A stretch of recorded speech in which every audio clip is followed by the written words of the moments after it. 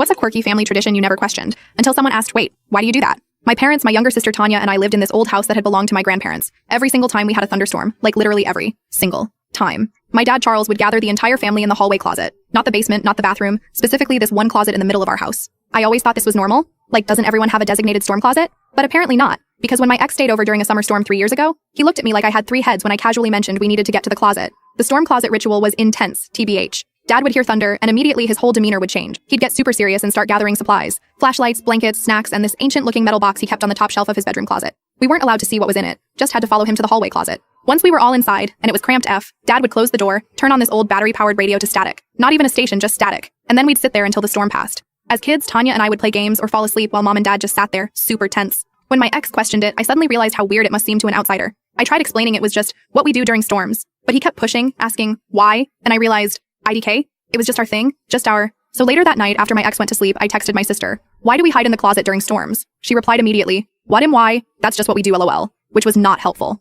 The next morning, my ex was still being weird about it, and I started getting defensive. Like, all families have their things, right? But he wouldn't drop it. He kept saying it was concerning and strange, and I started feeling like maybe our family was weird. I got super upset. After he left, I called my mom and tried to casually bring it up. She got really quiet and then changed the subject so fast, which obviously made me more curious. I'd never questioned our storm ritual before, but suddenly it was all I could think about. I decided to ask my Uncle Ron next time I saw him. He's always been the family member who tells us stuff our parents won't. When I visited him a week later, I brought it up, and he looked super uncomfortable. He started saying something about your dad's way of dealing with things, and then my aunt walked in and he immediately shut up. By this point, I was getting really frustrated. Why was everyone being so weird about a simple question? It's just a closet thing, right? But clearly there was more to it. I started noticing other things too, like how Dad would check the weather obsessively during storm season, or how Mom would get this specific worried look whenever dark clouds gathered. Something was definitely up. I tried asking Dad directly, but he just said, it's safer, and walked away. Safer than what? I started doing research on storm safety, thinking maybe there was some obscure meteorological reason for hiding in an interior closet, but everything I read said basements were safer for tornadoes. Then last Christmas, the whole family was together, and we were all a bit tipsy from wine. I decided it was time to get answers. During dinner, I just blurted out, why do we hide in the hallway closet during thunderstorms?